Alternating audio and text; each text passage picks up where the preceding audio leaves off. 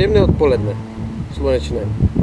Vážení televizní diváci, vítám vás u dalšího dílu našeho pořadu.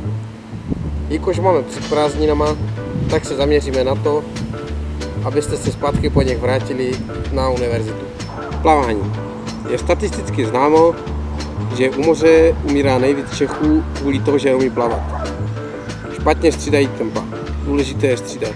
1, 2, 1, 2, 1, 2, 1, 2, 1, 2, 3.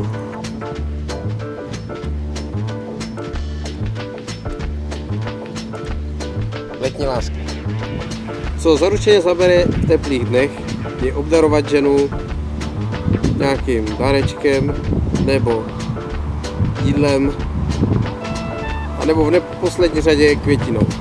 Vždycky zabere. Obalování. A-faktor. Je důležitá informace pro vás. Dobře se namažte, protože když je vysoký A-faktor, můžete si popalit záda. A abyste předešli, je potřeba se skutečně namázat.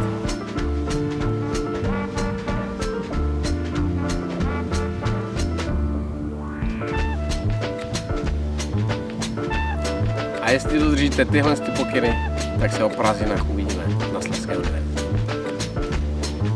O prázdninách.